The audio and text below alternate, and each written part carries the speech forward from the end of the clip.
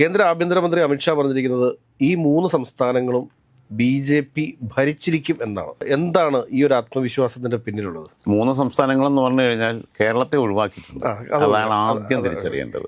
കേന്ദ്ര BJP കേരളം അവരുടെ ടാർഗറ്റിലില്ല. ഇത് എത്രയോ കാലങ്ങളായിട്ട് നമ്മൾ പറയുന്നത് അവരുടേത് മിഷൻ 2031 ആണ് അവരത്. ദ്രവീഡിയൻ പൊളിറ്റിക്സിന് അപ്പുറത്തേക്കൊന്നും തമിഴ്നാട് ഇതുവരെ പോയിട്ടില്ല എന്നുള്ളൊരു യാഥാർത്ഥ്യം നമ്മുടെ മുമ്പിൽ. ഇനി പോകാനും പോകുന്നില്ല. അവിടെ ഏറെക്കുറെ BJP അവിടെ നന്നായിട്ട് നേട്ടം കൊയ്യാനും അധികാരത്തിൽ പിടിക്കാനും സാധ്യതയുണ്ട്. കാരണം കോൺഗ്രസും CPM ഒന്നും ചിത്രത്തിലേ ഉണ്ടാവില്ല. ഇവരുടെ വോട്ടുകൾ കൂടെ BJPക്ക് പോവുകയും മമതയെ തോൽപ്പിക്കുക എന്നുള്ള ലക്ഷ്യത്തിലേക്ക് വരികയും ചെയ്യും എന്നാണ് ഞാൻ മനസ്സിലാക്കുന്നത്. അമിത്ഷായ്ക്ക് വാക്ക് കൊടുത്തു തമിഴ്നാട് പിടിക്കാം എന്നൊക്കെ ഉള്ളതാണ്. വാക്ക് കൊടുത്തിട്ടും തോക്ക് കൊടുത്തിട്ടും ഒന്നും കാര്യമില്ല. ഇപ്പോൾ അവിടെ AIDMKയുടെയും DMKയുടെയും ഇടയിൽ സ്പേസ് കണ്ടെത്താൻ സാധ്യതയുള്ള വിജയിയാണ്. അത് രണ്ടുപേര് ശ്രമിച്ചിട്ട് നടക്കാതെ പോയതാണ്. മൂന്ന് സ്ഥലത്തെ ഇലക്ഷൻ കേരളത്തെ ഒരു രീതിയിലും ബാധിക്കുന്നതല്ല. പക്ഷേ കേരളത്തെ ബാധിക്കുന്ന ഒരാളുണ്ട്, അത് PV അൻവറാണ്. അദ്ദേഹത്തിൻ്റെ ബംഗാളിൽ BJP പിടിച്ചു കഴിഞ്ഞാൽ അദ്ദേഹത്തിൻ്റെ രാഷ്ട്രീയ പാർട്ടിക്ക് ആദരാഞ്ജലികൾ അഡ്വാൻസ് ആയിട്ട് അർപ്പിച്ചുകൊണ്ട് തൽക്കാലം അവസാനിപ്പിക്കാവുന്നതായിരുന്നു. രാജൻഭായ് നമസ്കാരം. നമസ്കാരം. രാജൻഭായ്, വെസ്റ്റ് ബംഗാൾ, തമിഴ്നാട്, ആസാം 2026 കേരളത്തോടൊപ്പം തന്നെ നടക്കാൻ പോകുന്ന നിയമസഭാ തെരഞ്ഞെടുപ്പ് നടക്കാൻ പോകുന്ന സംസ്ഥാനങ്ങളാണ് ഈ പറഞ്ഞവയൊക്കെ. കേന്ദ്ര ആഭ്യന്തരമന്ത്രി അമിത്ഷാ പറഞ്ഞിരിക്കുന്നത് ഈ മൂന്ന് സംസ്ഥാനങ്ങളും BJP ഭരിച്ചിരിക്കും എന്നാണ്. എന്താണ് ഈ ഒരു ആത്മവിശ്വാസത്തിന്റെ പിന്നിലുള്ളത്? മൂന്ന് സംസ്ഥാനങ്ങളെന്ന് പറഞ്ഞു കഴിഞ്ഞാൽ കേരളത്തെ ഒഴിവാക്കിയിട്ടുണ്ട്. അതാണ് ആദ്യം തിരിച്ചറിയേണ്ടത്. അപ്പം കേരളത്തിൽ ഇപ്പോൾ തലസ്ഥാനം പിടിച്ചു. അതിനു മുമ്പ് തൃശ്ശൂർ ലോക്സഭാ സീറ്റ് പിടിച്ചു. 2016 കേരളത്തിൽ അക്കൗണ്ട് തുറന്നു നേമത്ത്. 2021 അന്നത്തെ സംസ്ഥാന അധ്യക്ഷനായിരുന്ന K. സുരേന്ദ്രൻ കോന്നിയിലും മഞ്ചേശ്വരത്തും ഒരുമിച്ച് മത്സരിച്ചപ്പോൾ പറഞ്ഞത് ഞങ്ങൾ 35 സീറ്റുമായിട്ട് അധികാരത്തിൽ വരുമെന്ന്. ഒരു ലോജിക്കും ഇല്ലാത്ത കാര്യം. അതായത് ഞങ്ങൾ അവിശുദ്ധ മുന്നണി ഉണ്ടാക്കുക, അല്ലെങ്കിൽ ഞങ്ങൾ വേറുള്ളവരെ 35 സീറ്റ് കിട്ടിക്കഴിഞ്ഞാൽ കേവല ഭൂരിപക്ഷത്തിന് പിന്നെ 36 സീറ്റ് വേണം. ആ 36 MLA ഞങ്ങൾ പൈസ കൊടുത്ത് മേടിക്കും എന്ന് തന്നെ പറഞ്ഞിടത്ത് തന്നെ അബദ്ധമാണ്. മാത്രമല്ല അന്ന് പാലക്കാട് ഷാഫി പറമ്പലിനെതിരെ മത്സരിച്ച നമ്മുടെ മെട്രോ മാമ പറഞ്ഞു, പുള്ളിയാണ് അടുത്ത മുഖ്യമന്ത്രി. പുള്ളി അവിടെ MLA ഓഫീസും തുടങ്ങി, കാര്യങ്ങൾ തുടങ്ങി. ക്ലിപ്പ് ഹൗസിലോട്ട് പോയി കഴിഞ്ഞാൽ ക്ലിപ്പ് ഹൗസിലോട്ട് പോകാനുള്ള എല്ലാ ഏർപ്പാടും റെഡിയാക്കി വെച്ചായിരുന്നു. അപ്പോൾ ക്ലിപ്പ് ഹൗസിൽ തന്നെ പോകാനുള്ള എല്ലാ ഏർപ്പാടും റെഡിയാക്കി വെച്ചു. ഇലക്ഷൻ വന്നപ്പോൾ ഉള്ള അക്കൗണ്ട് നേമത്ത് അങ്ങ് പൊട്ടിപ്പോയി. അപ്പോൾ കേരളം ഇപ്പോൾ പിടിക്കുമെന്നുള്ളത് പറഞ്ഞിട്ടില്ല അമിത്ഷാ. അതായത് ഇവരിപ്പോൾ ഇവിടെ കേരളത്തിൽ ഞങ്ങൾ വരുമെന്നൊക്കെ പറയുന്നുണ്ടെന്നല്ലാതെ കേന്ദ്ര BJP കേരളം അവരുടെ ടാർഗറ്റിലില്ല. ഇത് എത്രയോ കാലങ്ങളായിട്ട് നമ്മൾ പറയുന്നത് അവരുടേത് മിഷൻ 2031 ആണ് അവരത്. ഇപ്പം അവർ ഈ ഒരു പ്രാവശ്യം കൂടെ CPM വരട്ടെ എന്ന് ചിന്തിക്കുകയും അത്യാവശ്യം സീറ്റ് പിടിക്കുകയും ചെയ്തിട്ട് ബാക്കിയുള്ളിടത്തൊക്കെ ചെയ്ത അതേ പണി തന്നെ ഒന്നും പയ്യെ തിന്നാം എന്ന് പറഞ്ഞ തീരുമാനത്തിൽ തന്നെയാണ് 2031 കേരളം പിടിക്കുക എന്നുള്ളത്. അതെന്തായാലും ഇവർ പറഞ്ഞില്ലെങ്കിലും ഇവർ 2021 പിടിച്ചു കഴിഞ്ഞു. ഇവർ മെട്രോമാമയും പിടിച്ചു കഴിഞ്ഞു, K. സുരേന്ദ്രനും പിടിച്ചു കഴിഞ്ഞു. അപ്പോൾ പിടിച്ചു കഴിഞ്ഞെങ്കിലും അമിത്ഷാ 2031 വരെ പിടിക്കുന്നതിനെക്കുറിച്ച് തീരുമാനിച്ചിട്ടില്ല. അപ്പോൾ അതവിടെ നിൽക്കട്ടെ. കേരളം പിടിച്ച 3 സംസ്ഥാനങ്ങൾ, ബാക്കിയുള്ള 3 സംസ്ഥാനങ്ങൾ പറഞ്ഞത് അതിലേക്കൊന്ന് തമിഴ്നാടാണ് കേരളത്തിൽ ഒപ്പം ഇലക്ഷൻ നടക്കുന്നത് തോന്നുന്നു. പക്ഷേ 2026 ഇതെല്ലാം. അതിൽ ദ്രവീഡിയൻ പൊളിറ്റിക്സിന് അപ്പുറത്തേക്കൊന്നും തമിഴ്നാട് ഇതുവരെ പോയിട്ടില്ല എന്നുള്ളൊരു യാഥാർത്ഥ്യം നമ്മുടെ മുമ്പിൽ. ഇനി പോകാനും പോകുന്നില്ല. പിന്നീട് പശ്ചിമ ബംഗാൾ എന്ന് പറയുന്നത്, ഒന്ന് ആസാം. ഈ കേരളം ഉൾപ്പെടെയുള്ള 4 സംസ്ഥാനങ്ങളിൽ ആകെ അവർ നിലവിൽ ഭരിച്ചുകൊണ്ടിരിക്കുന്ന സംസ്ഥാനം ആസാമാണ്. ആസാമിൽ ഹിമന്ത ബിശ്വ ശർമ്മ വന്നിട്ട് കോൺഗ്രസ് എന്ന് അദ്ദേഹം ആണിപ്പം മുഖ്യമന്ത്രിയായിട്ടിരിക്കുന്നത്.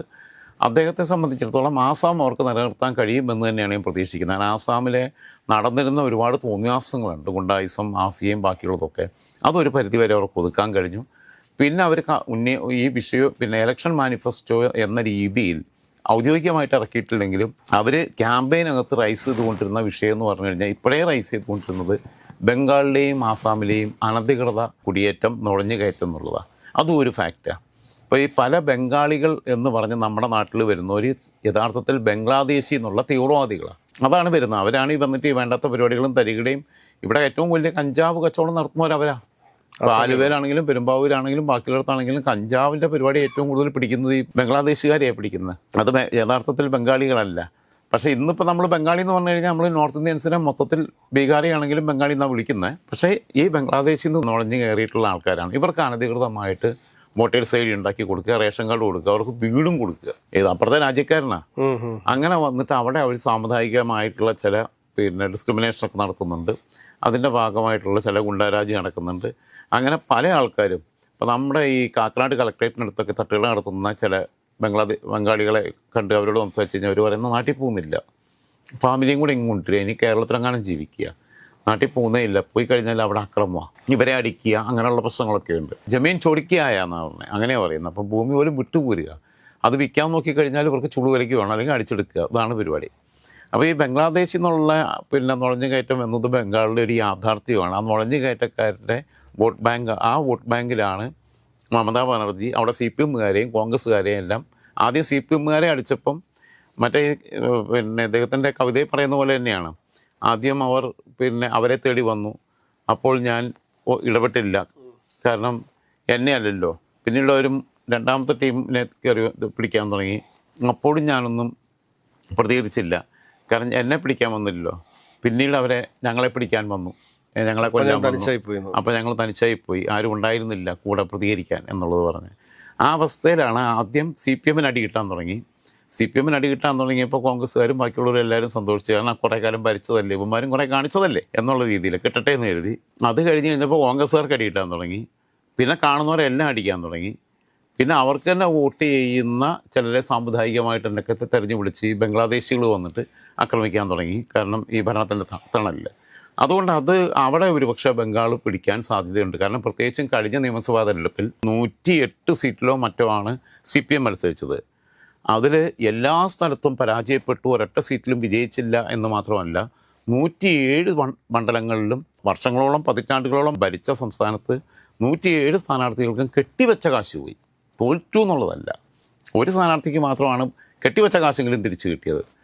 പിന്നെ മത്സരിച്ചവരിൽ ആരെയൊക്കെ ജീവൻ തിരിച്ചു കിട്ടി എന്നുള്ളത് ഇപ്പം നമുക്കറിയത്തില്ല, അത് അവിടെ അന്വേഷിച്ചാലേ അറിയുള്ളൂ. അതുമല്ല, ഈ ഇന്ത്യ സഖ്യമൊക്കെ കേന്ദ്രത്തിലുണ്ടാക്കുമ്പോഴും മമതാ ബാനർജിയുടെ ധാർഷ്ട്യവും അഹങ്കാരവും പ്രതികാര ബുദ്ധിയും കാരണം അവിടെ ആക്കുന്നില്ല. അവിടെ ഈ കോൺഗ്രസ്സുകാരെയും CPMകാരെയും ഒന്നും മമതാ ബാനർജി അടുപ്പിക്കുന്നില്ല, ഫോർവേഡ് ബ്ലോക്കിനെയോ CPIയെയോ ഒന്നും അടുപ്പിക്കുന്നില്ല. ഒരു കാലത്ത് ഇവരെല്ലാം മന്ത്രിമാരായിരുന്നവരല്ലേ, അപ്പോൾ അടുപ്പിക്കുന്നില്ല എന്നുള്ള പ്രശ്നമുണ്ട്. മമതയ്ക്ക് അവിടെ തിരിച്ചടി ഉണ്ടാവാൻ സാധ്യതയുണ്ട്. കാരണം ഞങ്ങൾക്ക് പ്രതീക്ഷ നഷ്ടപ്പെട്ടു, മമതാ വിരുദ്ധ വോട്ടുകൾ CPMനോ കോൺഗ്രസിനോ കൊടുത്തിട്ട് കാര്യമില്ല എന്ന് തോന്നുന്ന വോട്ടർമാർ, ആ 10% ആണെങ്കിലോ അല്ലെങ്കിൽ 5% ആണെങ്കിലോ ആ വോട്ട് ഇപ്പുറത്തോട്ട് അങ്ങ് പോകും BJPക്ക്. അപ്പോൾ സുവേന്ദു അധികാരി അവിടെ കേന്ദ്രീകരിച്ച് നിൽക്കുകയുമാണ്. സുവേന്ദു അധികാരി വേഴ്സസ് അഭിഷേക് ബാനർജി എന്നുള്ളതായിരിക്കും ഇലക്ഷനെ ലീഡ് ചെയ്യുന്നത്, അവർ രണ്ടുപേരുമായിരിക്കും. ഇനിയൊരു തവണ കൂടെ തൃണമൂൽ കോൺഗ്രസിന് അധികാരം കിട്ടിയാൽ അഭിഷേക് ബാനർജി ആയിരിക്കും ഒരുപക്ഷെ CM ആക്കാനും സാധ്യത. മമതാ ബാനർജി റിട്ടയർമെൻറ്റിലേക്ക് പോകാൻ സാധ്യതയുണ്ടെന്നാണ് ഞാൻ മനസ്സിലാക്കുന്നത്. പക്ഷേ ഒരു പ്രധാനമന്ത്രി ആവാണ്ട് മമതാ ബാനർജി റിട്ടയർമെൻറ്റ് എടുക്കുമോ? അങ്ങനെയല്ല, സംസ്ഥാന രാഷ്ട്രീയത്തിൽ നിന്ന് റിട്ടയർമെൻറ്റ് എടുക്കുകയും നാഷണൽ പൊളിറ്റിക്സിൽ ശ്രദ്ധ കേന്ദ്രീകരിക്കുകയും ചെയ്യും. അവർക്ക് ആഗ്രഹമുണ്ട്. നിതീഷ് കുമാർ ഇപ്പോൾ ആഗ്രഹം ഉപേക്ഷിച്ചു. ശരത് പവാർ ആഗ്രഹത്തിന് ഇനിയിപ്പം മുഖ്യമന്ത്രി ആവാനുള്ള പോലെ ആരോഗ്യമില്ല. പിന്നെ അരവിന്ദ് കെജ്രിവാളിന് ഇപ്പം എവിടെങ്കിലും ആ സർവീസിൽ നിന്നിരുന്നെങ്കിൽ, റവന്യൂ സർവീസിൽ നിന്നിരുന്നെങ്കിൽ അതായിരുന്നു ഇപ്പം നല്ലതെന്നുള്ള തോന്നി തുടങ്ങിയ സമയമാണ്. ഒരു കാലത്ത് ചന്ദ്രബാബു നായിഡുവിന് ദേവഗൗഡയുടെയൊക്കെ സമയത്തെ ആഗ്രഹം ഉണ്ടായിരുന്നതാണ്. അത്ര ആഗ്രഹങ്ങളൊന്നും ഇനി കണ്ടിട്ട് കാര്യമില്ലെന്നറിയാം. പിന്നെ മമതാ ബാനർജിക്ക് സ്വപ്നമൊക്കെ കാണാം, അതിനിപ്പം മുടക്കൊന്നുമില്ല. പക്ഷേ അതൊക്കെ വിദൂരമായ ഒരു സ്വപ്നമാണ്, അതിവിദൂരമായ സ്വപ്നം. അതുവരെ മമതാ ബാനർജിക്ക് ആയുസ് ഉണ്ടാവില്ല എന്നുള്ളത് സ്വാഭാവികമായിട്ട് നമുക്ക് ചിന്തിക്കാവുന്ന. ഈവൻ VSൻ്റെ ആയുസ് വരെ മമതാ ബാനർജി ജീവിച്ചിരുന്നാൽ പോലും മമതാ ബാനർജിക്ക് ഇന്ത്യയുടെ പ്രധാനമന്ത്രിയാവാൻ കഴിയില്ല എന്ന യാഥാർത്ഥ്യം. അപ്പോൾ അവിടെ ഏറെക്കുറെ BJP അവിടെ നന്നായിട്ട് നേട്ടം കൊയ്യാനും അധികാരത്തിൽ പിടിക്കാനും സാധ്യതയുണ്ട്. കാരണം കോൺഗ്രസും CPMും ഒന്നും ചിത്രത്തിലേ ഉണ്ടാവില്ല. ഇവരുടെ വോട്ടുകൾ കൂടെ BJPക്ക് പോവുകയും മമതയെ തോൽപ്പിക്കുക എന്നുള്ള ലക്ഷ്യത്തിലേക്ക് വരികയും ചെയ്യും എന്നാണ് ഞാൻ മനസ്സിലാക്കുന്നത്. അടുത്തത് ആസാമിലേക്ക് പോയി കഴിഞ്ഞാലും ഇതേ നുഴഞ്ഞുകയറ്റക്കാരുടെ പ്രശ്നമുണ്ട്. പ്രത്യേകിച്ചും മ്യാൻമാർ എന്നൊക്കെയുള്ളയും പിന്നെ രോഹിംഗ്യൻ വിഭാഗത്തിൻ്റെ ഒക്കെ നുഴഞ്ഞുകയറ്റം. ഈ രോഹിംഗ്യൻസിന് പറ്റിയത് എന്താണെന്ന് വെച്ച് കഴിഞ്ഞാൽ, മ്യാൻമാർ എന്ന് പറയുന്ന രാജ്യത്ത് ബംഗ്ലാദേശിൽ നിന്ന് പോയി കുടിയേറിയവരാ. അവിടെ എല്ലാ സൗകര്യം ചെയ്തു കൊടുത്തവർക്ക്. ഒരു ഘട്ടം കഴിഞ്ഞപ്പോൾ അവിടെ ചില തീവ്രവാദ സംഘടനകളുണ്ടായി വന്നു. ഈ തീവ്രവാദ സംഘടനകൾ എന്ത് ചെയ്തെന്ന് വെച്ചാൽ അവിടെ വേണ്ടാത്ത പണിയെടുക്കാൻ തുടങ്ങി. ഈ പാവപ്പെട്ട മനുഷ്യരാണ് അവർ. പക്ഷേ അവർക്കിടയിലുള്ള ചെറുപ്പക്കാർക്കിടയിൽ ഈ തീവ്രവാദ ആശയം പ്രചരിപ്പിച്ച് ഇവിടുത്തെ പോപ്പുലർ ഫ്രണ്ട് പോലെയുള്ള ചില സംഘടനകൾ അങ്ങനെ ഇവരെ കൊണ്ട് അവിടുത്തെ തദ്ദേശീയരെ ആക്രമിക്കുന്ന സ്ഥിതി വന്നു. ഒരു ഘട്ടം കഴിഞ്ഞപ്പോൾ അവർ കയറി അങ്ങ് നിരങ്ങി കൂട്ടപാലായനം നടത്തി. നമുക്കറിയാമല്ലോ, ലോകത്തിനെ കണ്ണ് നനയിപ്പിച്ച കാഴ്ചകളാണ് ഈ രോഹിംഗ്യൻ മുസ്ലിങ്ങൾ കുഞ്ഞു ബോട്ടിലും തോണിയിലും കയറിയിട്ട് കടലിലാണ് പോകുന്നത്, പുഴയിലല്ല. കടലിൽ കയറി പോകുമ്പം ഇത് മുങ്ങിയിട്ട് 1.5 വയസ്സും 2 വയസ്സുള്ള കുഞ്ഞുങ്ങളുടെ മൃതദേഹങ്ങൾ തീരത്തടിഞ്ഞിന് കാഴ്ച നമ്മൾ കണ്ടു. അന്നാണ് മാർപ്പാപ്പ പറഞ്ഞത് ലോകത്തിൻ്റെ വാതിൽ അവർക്ക് മുമ്പിൽ തുറന്നിടണമെന്ന്. പക്ഷേ അറബ് രാജ്യങ്ങൾ പോലും തോണി കരക്കെടുക്കാൻ അനുവദിക്കുന്നില്ല, അവരെ കോസ്റ്റൽ ഏരിയയ്ക്ക് ഇപ്പുറത്തോട്ട് വരാൻ സമ്മതിക്കുന്നില്ല. അങ്ങനെയാണ് നടുക്കടലിൽ കടന്ന് മരിക്കുന്നത്. അങ്ങനെ 1-2 യൂറോപ്യൻ രാജ്യങ്ങളൊക്കെ അഭയം കൊടുത്തു എന്നല്ലാതെ ഗൾഫ് രാജ്യങ്ങളൊന്നും സ്വീകരിച്ചില്ല. ഇവർ കുറേ പേര് ഇങ്ങോട്ട് നുഴഞ്ഞു കയറിയിട്ടുണ്ട് ആസാമിൽ. അവിടെ പ്രശ്നം ഉണ്ടാക്കുന്നതും അങ്ങനെയാണ്. ഇവിടെ വന്നിട്ട് നമ്മുടെ നാട്ടിൽ വന്നിട്ട് പ്രശ്നം ഉണ്ടാക്കുന്നവരിൽ യു പിക്കാരോ ബീഹാറികളോ അല്ലെങ്കിൽ ഒറിയക്കാരോ ഒക്കെ വളരെ കുറവാണ്. കൂടുതലും ബംഗാളിൽ നിന്ന് വന്നിട്ടുള്ള അതിഥി തൊഴിലാളികളും ഈ ആസാമിൽ നിന്ന് വന്നിട്ടുള്ള അതിഥി തൊഴിലാളികളുമാണ്. അപ്പോൾ ഇവരുടെ ബാക്ക്ഗ്രൗണ്ട് എന്ന് പറഞ്ഞു കഴിഞ്ഞാൽ ഇങ്ങനെ ഒരു ക്രൂവൽ മെൻറ്റാലിറ്റി ഉള്ള ആളുകളാണെന്നുള്ളതാണ്. അപ്പോൾ ഈ വിഷയം അവിടെ റൈസ് ചെയ്തിട്ടുണ്ട്. അവരെ പുറത്താക്കുക എന്നുള്ള സാധനവും തദ്ദേശീയവാദവും കൂടെ കൊണ്ടുവരികയാണെങ്കിൽ അവിടെ സുഖമായിട്ട് ഭരണം നിലനിർത്താൻ കഴിയും. അപ്പോൾ ബംഗാൾ പിടിക്കും, ആസാം നിലനിർത്തും എന്നത് ഞാൻ ഏറെക്കുറെ അംഗീകരിക്കുന്നു. പക്ഷെ മൂന്നാമത് പറഞ്ഞത് കേട്ടപ്പോൾ എനിക്കറിയത്തില്ല, പിന്നെ പുള്ളി വല്ല മരുന്നും വല്ലതും കഴിക്കുന്നുണ്ടോ എന്നറിയത്തില്ല. അതിൻ്റെ എന്തെങ്കിലും ഡോസ് കൂടി കാണും. പുള്ളി ബംഗാൾ, ആസാം, തമിഴ്നാടു തീനോം ആംലോക്കിലേക്ക് ജായക എന്ന് പറഞ്ഞു. അപ്പോൾ തമിഴ്നാട്ടിലേക്ക് എത്തിയപ്പോഴത്തേക്ക് പുള്ളിക്ക് കഴിച്ച മരുന്നിൻ്റെ എഫക്റ്റ് കൂടി കാണും.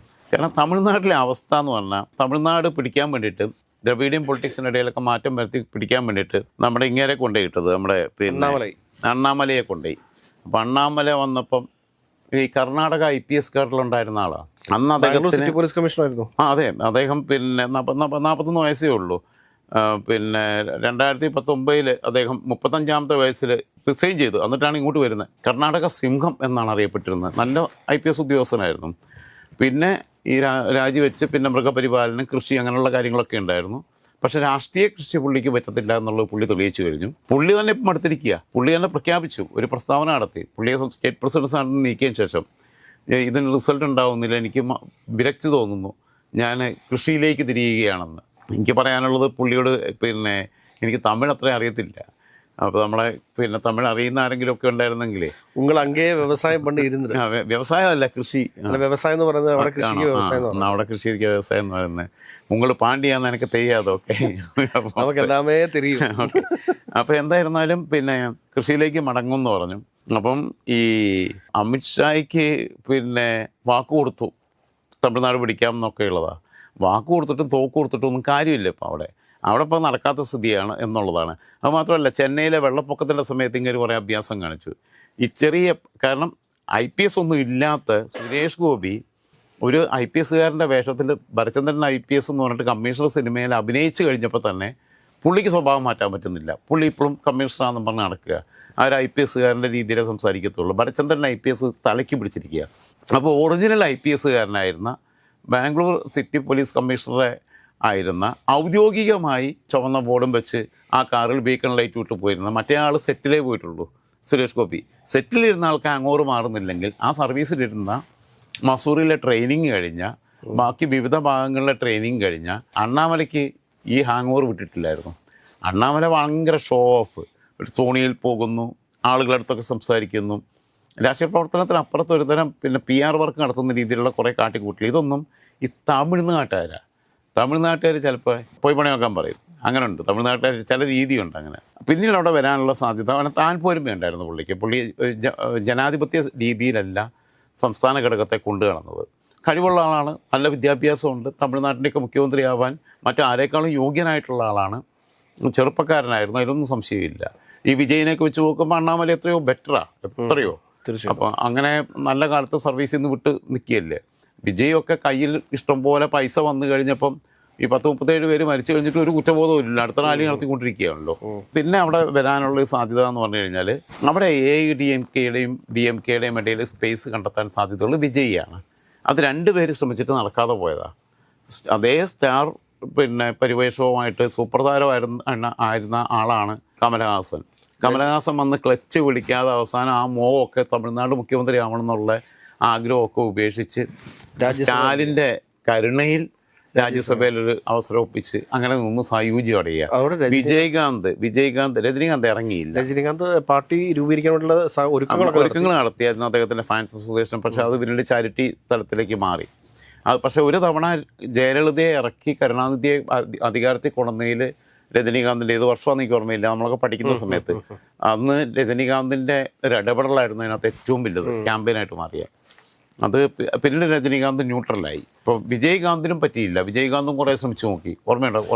വിജയകാന്ത് പക്ഷേ കുറച്ച് സീറ്റുകൾ പിടിച്ചു, കുറച്ച് സീറ്റ്. പക്ഷേ അതൊന്നും എവിടെയും തമിഴ്നാട്ടിലെ ഇവിടുത്തെ പോലെ 140 MLAമാരെല്ലാം ഉള്ളത്. പെർസെൻറ്റേജ് എടുത്തു നോക്കുമ്പോൾ അവർക്ക് ഒന്നുമല്ല, ഒരു ശക്തിയേ അല്ല. ഇവിടെ ഇപ്പോൾ നമ്മൾ ഈ പറയുന്ന ഈ ലൊട്ടിലൊടുക്ക് കേരള കോൺഗ്രസ് അല്ലെങ്കിൽ RSP എന്നൊക്കെ പറയുന്ന മാതിരിയുള്ള സംവിധാനം അത്രയേ ഉള്ളൂ. അതിനപ്പുറത്തേക്കൊന്നും പോകാൻ പറ്റിയിട്ടില്ല അവർക്ക്. സ്റ്റേറ്റ് വൈസിൽ അവർക്ക് അഡ്രസ്സ് ചെയ്യാനോ ഇപ്പം എല്ലായിടത്തും അവർക്ക് ഘടകങ്ങൾ കൃത്യമായിട്ട് ഉണ്ടാക്കാനോ പോലും പറ്റിയിട്ടില്ല വിജയകാന്തിൻ്റെ പാർട്ടിക്ക്. അത് കഴിഞ്ഞ് പിന്നെ വിജയകാന്ത് മരണപ്പെടുകയും ചെയ്തു. ഈ വിജയ് ഇപ്പോൾ എന്താണെന്ന് വെച്ച് കഴിഞ്ഞാൽ ഇഷ്ടംപോലെ പൈസയുണ്ട്. ആ പൈസ വെച്ചിട്ട് കളിക്കുന്നുണ്ട്. അവൻ്റെ ഫാൻസ് അസോസിയേഷൻ ഉപയോഗിച്ചുകൊണ്ടുള്ള കുറേ പരിപാടികൾ നടത്തുന്നുണ്ട്. തമിഴ്നാട്ടുകാർ ഇപ്പോഴും ആ സ്വഭാവത്തിൽ നിന്ന് വിട്ടുമാറിയിട്ടില്ല. ഇത് ഈ താരാരാധനയുടെ ഒരു തരത്തിൽ അതിനകത്ത് പോയി വീണു പോകുന്നുണ്ട്. അതുകൊണ്ടാണല്ലോ പോയിട്ട് ചാവുന്നത്. അപ്പം അവിടെ അതൊന്നും ക്ലച്ച് പിടിക്കാൻ പറ്റില്ല എന്നാണ് എനിക്ക് തോന്നുന്നത്. കാരണം വിജയ്ക്ക് ഒന്നുകിൽ ADMK ആയിട്ട് അല്ലെങ്കിൽ DMK ആയിട്ട് സഖ്യത്തിലെത്താനും വേണമെങ്കിൽ ഡെപ്യൂട്ടി സീമൊക്കെ ക്ലെയിം ചെയ്യാനും പറ്റുമെന്നല്ലാതെ, അല്ലെങ്കിൽ ADMK ക്ഷയിച്ച് നിൽക്കുകയാണെങ്കിൽ ADMK-യുമായിട്ടൊരു അതിനെക്കുറിച്ച് ആലോചിക്കാവുന്നതാണ്. EPS-നെയും OPS-നെയൊക്കെ ഇടവും വരവൊക്കെ കൊണ്ടു കടന്ന് അങ്ങനെ പോകാൻ പറ്റുന്നതാണ്. പക്ഷേ BJP-ക്ക് അവിടെ ഒരു കാരണം 3 ബദലുകൾ മുമ്പിൽ നിൽക്കുക.